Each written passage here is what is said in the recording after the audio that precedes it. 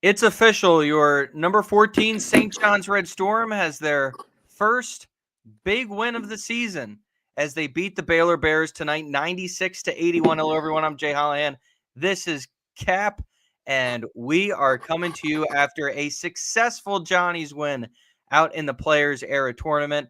Last night, Cap, I was tearing the paint off the walls, if you will, after the loss to Iowa State. But tonight, we are happily celebrating a Johnny's win. Yes, sir. Big one. Big one for the Big East. Big one for St. John's. And you had to be pulling your hair out. And we just kept hearing this narrative of like St. John's like can't win the big one. Yep. They're going to beat all the little middling teams. But not only do they win tonight, Jay, they win going away. Absolutely. And it was frustrating. I will say it was a maybe towards the final 10 minutes, not as frustrating, but I will remember that as more of a like, oh my God, I think it was kind of the, shall we say, the remembrance of last year, the nostalgia of the Baylor loss last year, where St. John's would get a lead, Baylor would answer, and then it was just this tango, this back and forth. But tonight, thank God, was not the case. St. John's was able to pull away with a nice win. It was huge, man. And what do you think is the big story from this game? I mean, I was saying the whole time, I think that the St. John's, pouring dirt on the grave was a bit overblown. But what's your big story tonight? What did you see out of this team that was different? Well, I think the ability to be able to crash the offensive glass, I think was pretty important.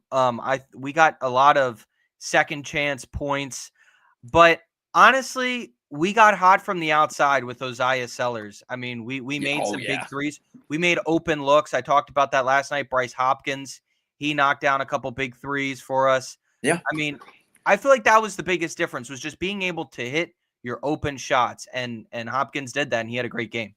Well, yeah, you shot 50% from the three. I mean, Yep. if St. John's is shooting 50% from the three, they're going to be one of the best teams in the country. Yes. So it was ridiculous. And your stars broke out tonight. I mean, you had 4 guys score major points. Ian Jackson added 14 as well. Dylan Mitchell, man, I mean, he's just – and I think that's what strikes me of this St. John's team is it can come at you in waves, man.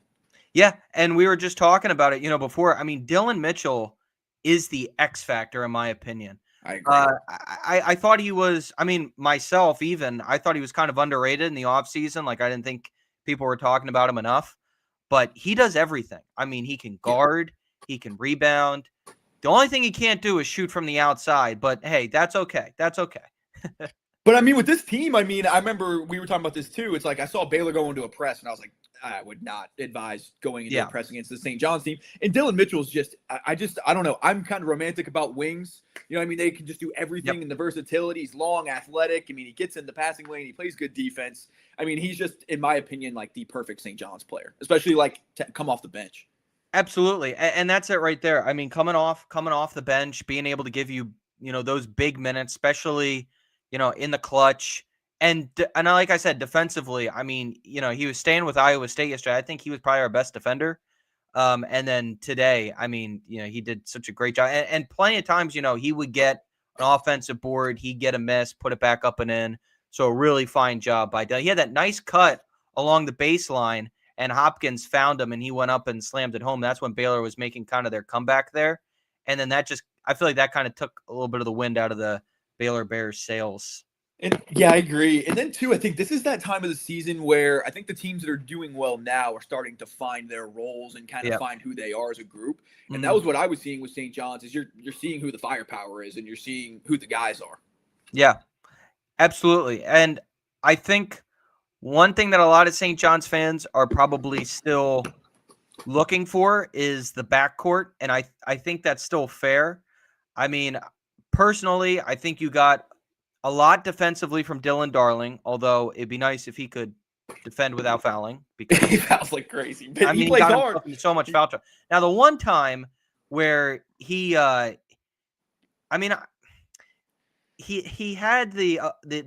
whoever he was guarding had his hand like down his shirt, and they whistled Darling for the foul. But when he comes off, Sonone and Ian Jackson. I know he's a 5-star recruit for me. Anytime he makes a big plays, he's earning a star, right? Tonight he was up to about 3 stars. There we go. I like it. So But he was aggressive and he seemed more confident as the game went on, which was a good thing to see. Yeah, and I mean, just getting your offensive firepower too. I mean, Hopkins and Sellers with buckets. I mean, oh yeah, and I think that's just going to be huge for the St. John's team because they're going to be in a lot of close games. And this St. John's team has so many ways they can beat you. And I just foresee in the Big East or later on in the season, like you're going to go toe to toe with UConn, you're going to go toe to toe with big teams. Can you in these late game moments find your guy? Have your guy to go get you buckets. And I think you're starting to see those roles be defined. And the other thing about bringing up Bryce Hopkins, and then you talk about Zuby. We should be working inside out rather than outside in, because I really believe there's they're having to draw 2 to Zuby, 2 to Bryce. You're going to get open looks from the outside. Just, you got to knock them down. And it's, I mean, good luck going toe to toe physically, with the Johnnies. And I think that's what St. John's needs to be playing is their brand of ball, like you said. And I think there's been times where they're getting caught up in these 3-point shootouts and stuff. And it's like, there's going to be very few teams that can compete with them on the inside. Yeah. And the thing is, I feel like when you're going toe-to-toe down the wire, or just, a team's trying to come back at you, just get to those high percentage spots on the floor. Go inside, pound it inside to Zuby, get it to Bryce, because you don't want to end up in a situation where it's like you're taking dumb shots. Maybe you're trying to dribble through too many guys, you're turning it over, and that can obviously possess some problems. Yeah, the last thing I would want to see is, us just shooting, like St. John's shooting themselves out of games. Yep. I mean, if we're going to lose, let's lose the way that we play, so that's what I would want to see if I was a St. John's fan. But, man, I mean, we talked about this stretch. If these were 2 big games going in, how do you feel, now that they've been played? Well, I felt like yesterday, after I probably took some time to not feel too in the moment about it, I felt a little bit better because I was like, they just got that kid hot from the outside. I mean, he was, I don't want to botch his name, but he was unbelievable, and we just couldn't defend him, nor could we really defend many of the Iowa State players down the stretch, which is weird. But another thing too is today I felt like we just were able to hit from the outside. Now, yesterday's win probably would have held a little more ceiling when we get into the net rankings, possibly. So I'm going to be a Baylor Bears fan for the rest of the year. And hope they can contend in that Big 12, which honestly, I mean, I'm thinking of it off the top of my head. Kansas doesn't look that impressive this year, at least compared to what you'd expect out of Kansas. Not yet. Yeah. I feel like it's really BYU. Arizona might be the best team in the country. Arizona's filthy. They're fantastic. They're fantastic. And then you also have Houston, and Iowa State. And I feel like those 4. So I don't see a reason why Baylor couldn't, try and get towards like the middle pack. And we'll see what Cincinnati looks like. But, hopefully they take a loss to a Big East team soon. But oh yeah. Well, there you go. But I think we saw Iowa State's dang good. I mean, yes. And I mean, you lose by 1 point. I mean, it really could have gone either way. And that's the thing about these St. John's losses. I mean, Alabama is dang good. I mean, I think Alabama's a wagon. And I think Iowa State, I mean, they just destroyed Creighton today. Like, those are 2 really good teams. And it's not like either team beat you going away. They're both dogfights. Yeah. The one thing, though, I noticed was we went on those long scoring droughts towards the end of those games. That's something that St. John's, I mean, even if you can just get to the free throw line, generate some type of offense there, because it feels like we get to like, okay, we've gone like 30 seconds without scoring a point. It's like we just kind of get into panic mode. We get stagnant. One thing I liked in the second half about us in the half court, I felt like we were moving around a lot more in tonight's game. Early in the first half, you noticed we were doing too much ball watching. Like, no one was getting to the open spots on the floor. It felt like guys were finally moving. Like, you noticed, and maybe it's because they were collapsing inside more in the second half, but, Oz started to get open from the outside. Ian started to get open from the outside. Even Sannon started to get open from the outside. So I feel like a lot of that, we started to do better as the game went on, and that's a good thing. Yeah, no question. And it's just good to see that growth out of this team. Because I think, like you said, they're an inside-outside team at heart. So I think that's just – you want to see them play to their identity. Absolutely. And one thing in the second half, and this was right away, I mean, it turned into a defensive clinic from us. Like Baylor just, it seemed like they weren't ready for us to come out with a little more intensity, a little more firepower. And it should be. I mean, if I'm a St. John's fan, I'm saying we've got the guys to just be ridiculous defensively and on the glass. Like, so if anything, if I'm a St. John's fan, it's like, as long as I'm getting good shots and we're playing good defense and rebounding the ball well, I can live with that. But I mean, also, like you said, it's going to come down to execution at the end of games too. Like, and so that's the only thing I don't think we proved in this game as St. John's is like, because this was a kind of a blowout. To be honest, which is great, obviously, but I'm interested to see their next close game and how that goes. Exactly. And we'll probably be seeing it tomorrow. I'm not sure who they're going to be playing yet. And we'll obviously hope that it's going to be a win against maybe a ranked opponent this time. And like you said, a situation where it's a lot closer of a game, and we see how St. John's does. Although, personally, I would like it to not be, but, be nice to see that, if you will. Yeah, no question. But this has got to be a positive one. I thought it was interesting hearing. I feel like the whole team was pissed off. I don't think you were alone. I got to think that the locker room after the game was pretty rough. Absolutely. And I think at halftime today, someone must have stood up there and was like, the way we're playing in the first half could come back to hurt us like it did yesterday. We got to turn it on, and St. John's did just that. They obviously, got it going, which was different than I think what we have seen thus far. Even in the Alabama game, I felt like we were kind of trading blows, and each team was going on runs. True. Iowa State yesterday was just like, we'd go up 5 or go up 7. They'd cut it back. And then it just felt like we were just playing catch up. And I would think that this is a St. John's team that can put teams away pretty quickly with that defense. I mean, this should be a team that can play some prevent defense a little bit against some opponents and kind of squeeze that ball. Absolutely. I mean, you got the size. I think they've got the speed. They were showing it. I think it was at halftime, the level of hustle down the floor by St. John's. I mean, they were recovering. Exactly. They were recovering well.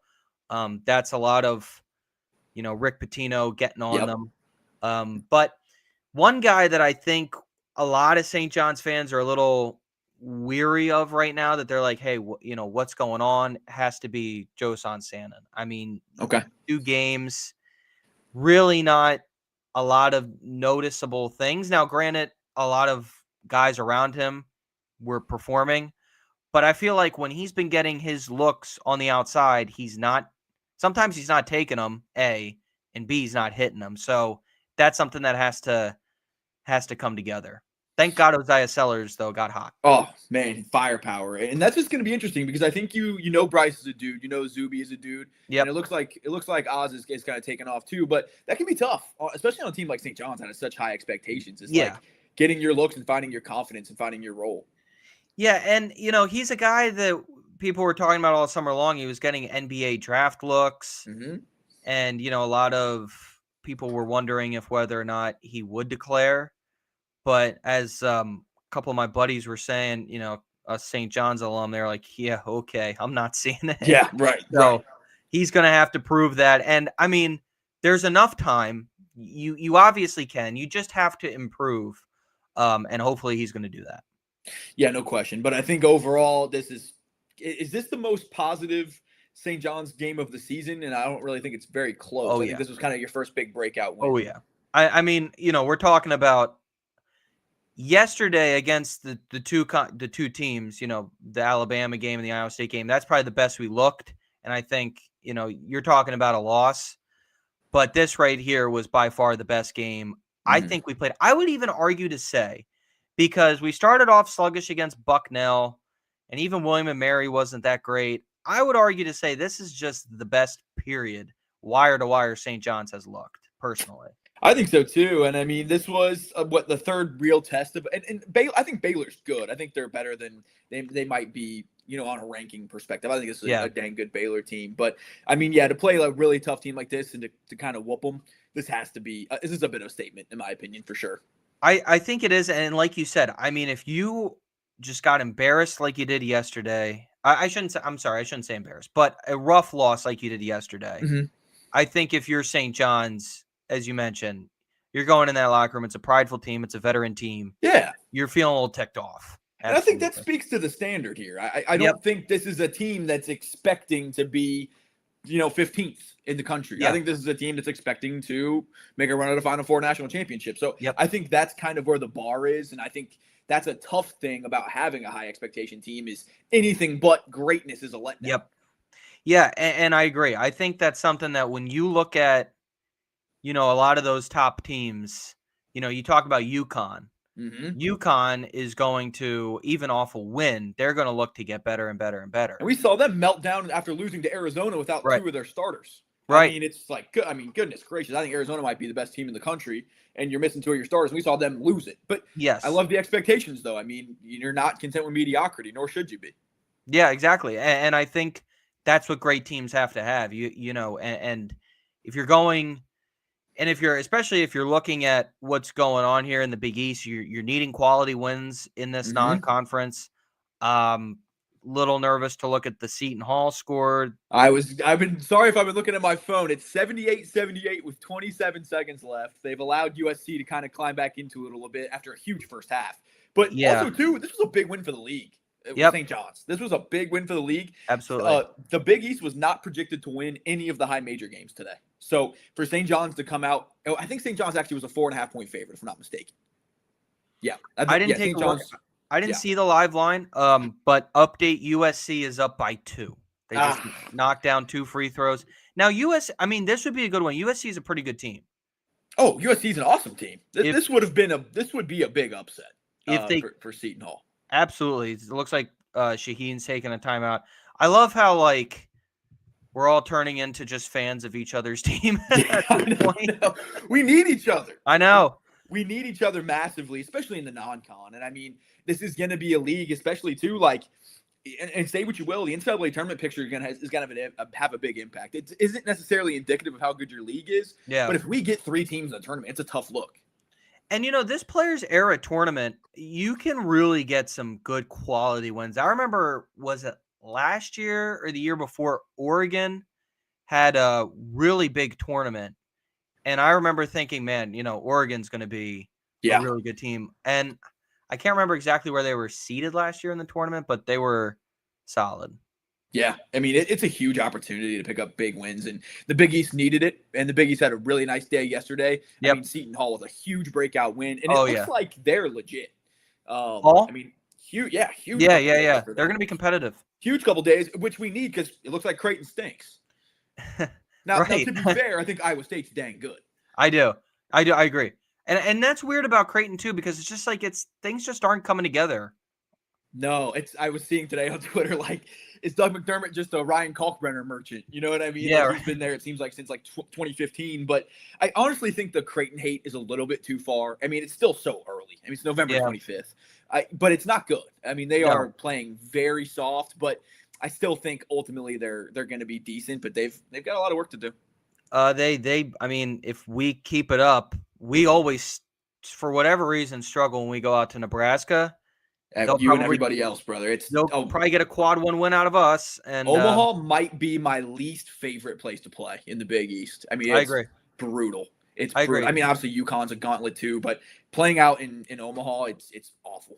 I would say for me, I mean, Creighton for us has always been a real bugaboo. I would also argue Providence is always tough just because of that atmosphere. It's insane. Yeah, formerly the Dunk. It's crazy. Yep. You have eyes on this game? Looks like there's about 13 seconds. I'm trying to go back and forth. Looks like, the USC got the steal. Oh. Yep. I was hoping I was gonna have happy pirate pesto instead of sad pirate pesto tonight. That's unfortunate, but even though they lose, it does look like they're going to lose, huge win for Seton Hall yesterday. Huge for the league.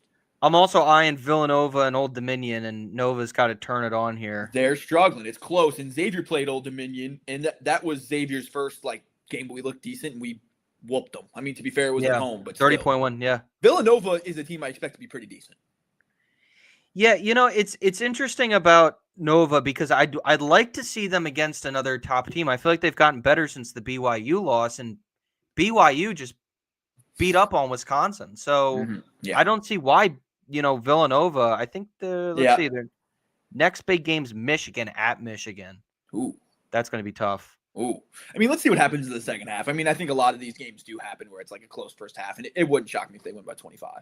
Yeah. But I'd like to see Villanova climb up a little bit, but it's been wild seeing these Big East rankings. Big for Seton Hall, but Creighton, man, because coming into the season, Creighton was a lock, to be dancing. They have a lot to go. It was supposed to be UConn, St. John's fighting it out for the top 2 spot, and then the biggest lock was Creighton sitting there third. Big time. Team that could hang probably with either one of us.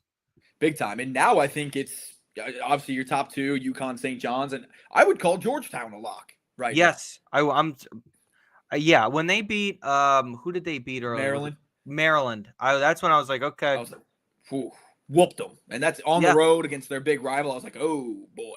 I mean, it is Ed Cooley's 3rd year. I think he's got them rolling. I mean, I think, and they have all the pieces. I think KJ is a dog too. They got some dudes. Yeah, Georgetown's a team that I'm very eyeing, ooh, that could be a tough matchup. I might be going down to that game at Capital One Arena.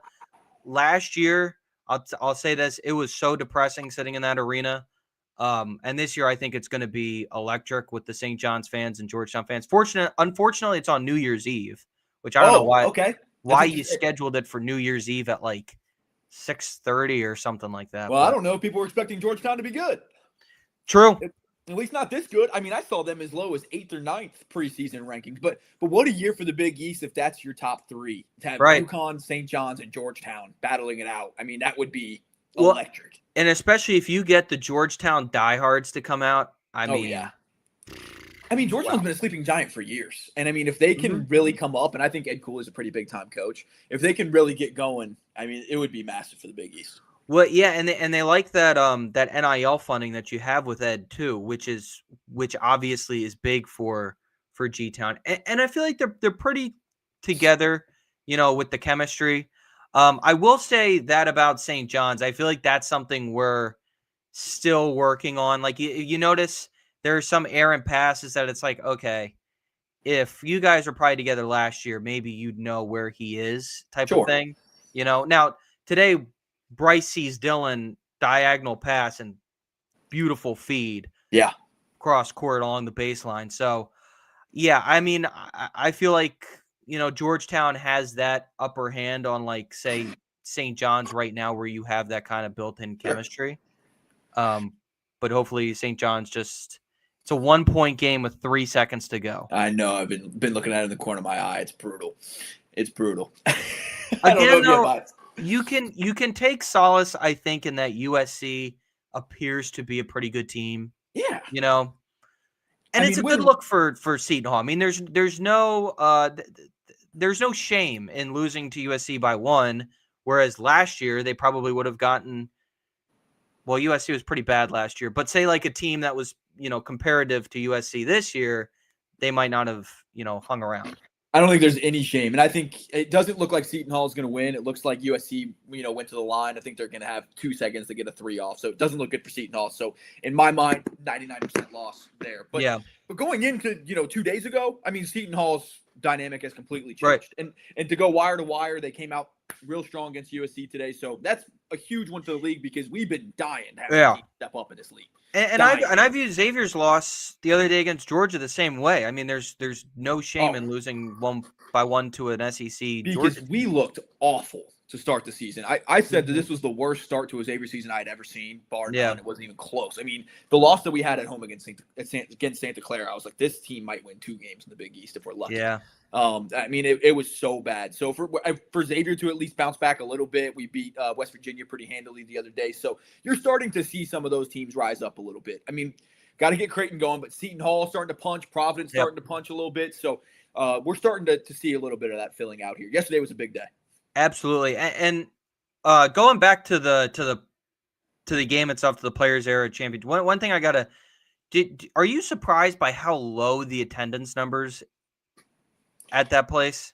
Oh my gosh. I mean, the sentiment on Twitter around this Players Era thing is crazy. Yeah. It looks like the fans are just absolutely not having it. I mean, because it seems just like a corporate shill. That's what it seems like. Have you watched? I mean, you've watched some of it, of course, but look at the court, dude. I mean, it's an ad fest. Yep. I mean, there's a restricted area advertisement. I've never seen that before. I mean, so it definitely seems like it's a corporate shill, and I think you're seeing a lot of like the big names, shill it, and it's not a good look. It doesn't look genuine. So I don't like that, but it doesn't seem like college basketball is reacting well to it. No, yeah, I agree. And when you think about the amount of talented teams that are there and the very little turnout, which granted, it's a lot of teams like St. John's, you're going from New York all the way out to Nevada. Now they'll travel, but can the same be said for a lot of other teams that are also in this tournament? Like I was thinking the same thing. Yeah. Because these are fan bases that travel. I mean, these are basketball schools. Right. I mean, like Gonzaga, for example. It was a dead environment. I'm like, Gonzaga didn't have to go far at all. That school is basketball centric, insane. I'm like, what is this? Yeah, and I don't know. I mean, maybe it's I didn't really look up ticket prices because if I'm not going, I'm not really looking at it. But fair enough. I'm curious if that held a lot of people back. I mean, I would assume so. It wouldn't shock me if they were pricey. I'd actually like to do some more research on that. But college basketball is clearly cool on it. Not happening. Yeah. It seems like it's like a cold war of like legacy media versus like Twitter burners. Right. Now. And what's hilarious about it is I know someone covering for St. John's and he said you can literally hear people's conversations in here. And then too, I mean, certain things like I don't know if you saw Joe Tipton's tweet. I mean, he shilling it, and I'm not here to shill him or go after him or anything like that. But he had a video and he said like, "Oh, great crowd," and you could see the crowd. There was like 14 people. Like, what are you talking about? Yeah, it's like it was definitely less than 2,000 today for St. John's Baylor. Yeah. Last year, if you go back and watch the highlights of the Baja Mar hoops, that was an electric crowd. It was a great atmosphere. Yeah. It was a great game back and forth. Personally, I think the Baja Mars Invitational might be the best. I mean, there's a lot of really good basketball that goes on down there. And I guess too, it takes a while for something new to take effect. I mean, you'd look at so many things in history, and it's like, oh well, they didn't take well to it the first year, but so give it some time. I do think the NIL opportunity is pretty cool. Honestly, that's going to be huge for every school, but it has definitely been not digested very well. And the one thing I'm also going to say is the officiating down there is so ticky-tack. Yeah, it's bad. It's a lot of ticky-tack fouls. Like some of the fouls I'm watching, I'm like, you do that in Big East play, that's not a foul. Did you hear the call from the Creighton announcer? No. There is just an absolute electric radio call from the Creighton Baylor game where he just loses his mind. I'm gonna have to look that up. I'll tag you in it when we get off here. It's fantastic. Because let me tell you what, I completely agree. There were a couple today, and you could make the argument both ways, where it's like, what are you looking at? Yeah, it definitely doesn't seem. And again, too, I mean, you go to the Maui Invitational, it's got years of history, and you've got the Hawaiian shirts, and the paint looks awesome. It's had years to flesh out. I'm not shilling it. I'm not getting paid to talk about the players era, but I wish I was. But so far it ain't it. And then too, it's just a weird look. I mean, there's not a piece of dead space on that court. I mean, it is just advertisements everywhere. It's a weird look, and it's a little bit of a strange format because, like I just said, I don't know who the hell we're playing, and I'm not sure if are we going to know by the end of the day? Like, that's something that I'm like, I was looking at the same thing. I mean, for there not even to be a predicted matchup or anything on it, I'm just like, what's happening here? And I heard, was it Candace Parker tonight? She said, it's tough for the assistant coaches because how do you scout? Like, we're playing tomorrow, This might be a good crash course on the NCAA tournament a little bit, to be honest with you. Yeah, true. I mean, you got to have these, and maybe one assistant has one scout, one assistant has the other scout. That's probably how they're doing it. I know that's what Xavier's done in the past, but it's a mess. Yeah, it really is. And it's like you've got so many of these teams here. Just have a traditional bracket format because really, it's going to be an outstanding bracket with all these teams in it. Dude, that's so true. You got to have some kind of format. I mean, I'm not going to do 6 scouts. Yes. I mean, it's not feasible. Yeah, exactly.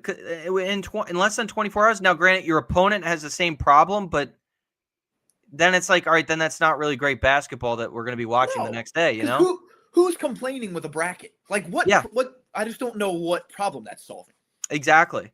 It's Exactly. just And it's funny because you've got some teams in this like UNLV that you're just sitting there like, I don't know if you guys really belong in here, you know? one of these things is not like the other, my Yeah, friend. Rutgers, like Notre Dame, Yeah. it's kind of like, what are we doing here? Yeah, well, what's going on? And then we've got some banger Turkey Day matchups too. We've got Wisconsin Providence and Georgetown Hmm. Dayton, a couple really good matchups in my Yeah. opinion. So I'm it's going to be fun, man. Dude, I'll tell Feast you. Week is not disappointing. Oh no, oh no. And you know what? I said this earlier today. It's more and more looking like the college football bowls. You know how you got like some just random bowl games? I mean, the Conference USA and like what conference is UNC Greensboro in? Is that Big South? I was actually doing this the other day. I don't remember off the top of my head, but I'm looking it up. And like a couple American athletic teams, they're in a tournament in Jacksonville, Florida. So it's like even some of the mid-major teams, they're putting together their own shindig. And I kind of like that. Southern Conference, by the way. Southern Conference, yep. Southern Conference. I was just doing this trivia with my roommate the other day, so believe me, I get it. I like that though, but I don't know. I don't know what's wrong with the bracket personally. And I saw a tweet today like, "Oh, this feels like the NBA Summer League." I'm like, who's asking for that? Yeah, exactly. The Like, Summer League is the most dead environment you'll yes, ever see. Like, yes, it's like this is not college basketball, and I think yeah, that's what's being lost. Is it doesn't feel like a college basketball environment.